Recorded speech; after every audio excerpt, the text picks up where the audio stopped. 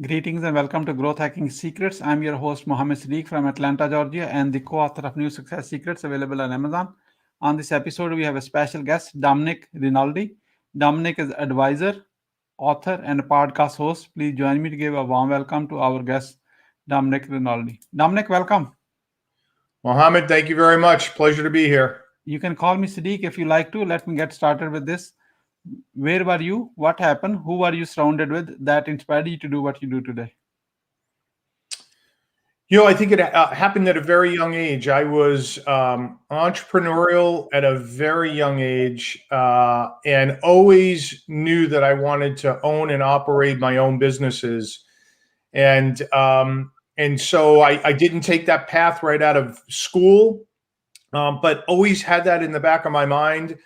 And about 20 years ago, I felt like that was the right time to do this. And I went out to try to find my own business to own, to buy. And in the process of doing that, I bought a business that actually helps other people buy and sell businesses. That is amazing, amazing story. Is there someone inspired you? I'd say I was inspired by so many people throughout my life. I saw so many different people from all different walks of life. So I can't say there was any one person. It was sort of an amalgamation of a lot of people over my lifetime. What are the top three mistakes to avoid?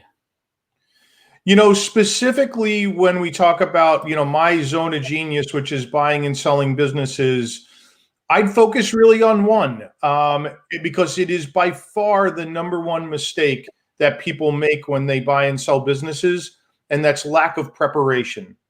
Over almost 20 years, and I've personally done over 300 M&A transactions, the same mistake gets made by buyers and sellers time and time again. They just don't properly prepare for a transaction. And the result is they miss their return on investment targets. They leave money on the table. They introduce risks that didn't need to be there.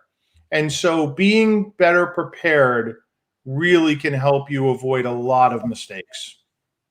Two more. I'd say beyond, not being prepared. You need to have good advisors, a good team around you, and a team that has specific M&A experience. Very critical. And then the other thing is, I think always take personal inventory, really of what you want, whether you're buying or selling. And what I mean by that specifically is if you're selling, really know that you're ready, emotionally ready. A lot of sellers are not emotionally ready. And then from a buyer's perspective, really understand what owning a business is all about. Take the time to make sure that this really is the path for you. What is your greatest failure story? What did you learn and how did you recover from it? I'd say my biggest failure / disappointment was I was part of an executive team that ran an internet startup. We had raised over $100 million of venture capital money, and we actually filed to go public. And the company never got out because we filed 2 weeks before the market crash of April 2000. And it was a tremendous disappointment on so many levels. After raising $100 million, 4 years of very hard work to build the company up, only to have it go away for things that were completely outside of our control. The market just overheated and it went belly up. But I learned so much from that experience. I don't have an MBA, but it was sort of my MBA, trial by fire. And what I learned is, even after a major disappointment like that, you just need to pull up your boots and your pants and you need to figure out the way to move forward because there is always a way forward. What are the top three success secrets the others can model from you? The mantras that I have followed, there's more than 3, but if I had to, distill it down to 3, it's one, the fact that I've been a lifetime learner. I always try to learn new things. I'm always trying to educate myself, push the envelope on my knowledge. The second thing is I'm not afraid to imitate. I think imitation is the sincerest form of flattery. And when I see somebody doing something special and great, I'm not shy or bashful about, taking that and using it myself. And I think that's one of the greatest tools that people, I think a lot of people think they need to invent something new when in fact, most of it's already been done. And if you see other people doing it great, just try to emulate that and learn from them. And then the last one is perseverance. Sometimes we learn, especially if you're an A-type personality, which most business owners are, that you learn you can't control every outcome. You just can't. And so learning how to deal with it and respond to it is really the only thing you can do. And that really speaks to perseverance. We are about to get started with lightning round. That means quick question and quick answer. Are you ready? Okay. What are you grateful for today? I'm grateful for being here with you. Beyond? There's so many things in life that I'm grateful for. My life partner, my wife, my family, my friends, my business associates, my clients. There's so much that I'm grateful for. How young are you? 58 years old. So, Dominic, you are not 58. You are 18 years old with 40 years experience. What do you want to do when you grow up? It's a great question. I love what I do. I wouldn't have told you this when I was, 12 years old or 20 years old, but I love what I do. And I have done, like I mentioned earlier, over 300 transactions. I have an incredible amount of knowledge about how to do transactions, buy or sell. And so I think what I'm going to do with that knowledge for the rest of my life is now coach people. So I'm pretty much done doing transactions. I have a self-managing business. I'll spend the rest of my days coaching people so that they're better prepared. How do you overcome a challenge life throws at you? My method for that is I always try to take a breather and a step back and give myself time to clear my head so that I think clearly about what's in front of me before I take any action. So, and I'm a big believer in writing down my thoughts, what I'm feeling, what the outcome is that I want. So I really try to think through what the challenge is and what my options are before I do anything. How do you start your day? Every morning I have a very detailed set routine where I sit down and I start with reviewing my day, looking at my client list, doing some meditation. It probably consists of 12 things, but I have a set routine that I follow every morning. What is the advice you will give to younger yourself? Enjoy the road, even when it's unenjoyable. Learn to just relax, understand you can't control all the outcomes, and it's a journey. It's a marathon, right? It's not a sprint. Once you have a revenue generating idea, how do you convince your significant other?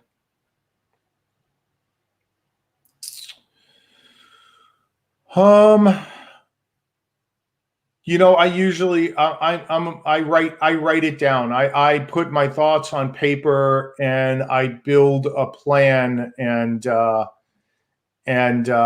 try to be methodical about explaining to whoever it is, my partner, my significant other, what I believe is the right thing. And I always believe in the old Ben Franklin, the pros and the deltas, and where does it all fall out? What is the impactful business book you have read, and what did you learn from it? I need to see the book, please. I was 24 years old. And I read this book by Dale Carnegie, How to Win Friends and Influence People. And it was such a great life lesson. I didn't know Dale Carnegie at 24 years old, but I happened to find this book in a bookstore. And I read it literally in a day. And it was such an eye-opener for me, and so impactful, and so many nuggets that you can live a lifetime by. Why being impactful is important to you? Because the alternative, I think, is being a wallflower, and that's just not who I am. I want to make a difference. Who is your living mentor, and what's the impact? I mentioned earlier that that I believe imitation is the sincerest form of flattery, and I have so many for different reasons. My father, when it comes to family, I have probably a dozen people from my business work life who taught me various things. And so I think I've been blessed by the fact that I don't have or even look for one person. I really do have a broad collection of people who I've pulled different things from, who have helped me in different ways in various aspects of my life. What do you want to be remembered for?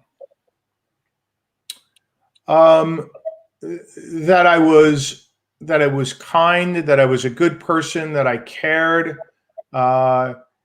It probably has very little, honestly, to do with business. It's more about the type of person that I am and how I made people feel along the way. Who is your ideal client?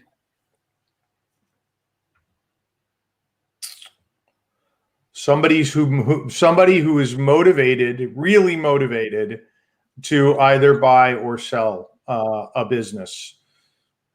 How can we support you?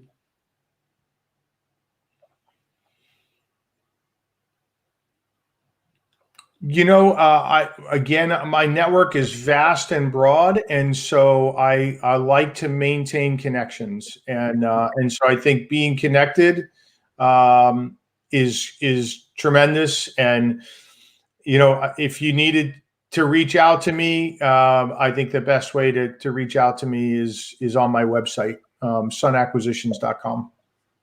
We are about to wrap up. I'd like to have your few words about today's guest experience on the show. Here is my question.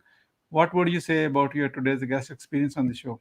What I love about it is that it packs a punch, right? It's people's attention and their time is valuable. And I like that you get in and get out, and you're respectful of people's time.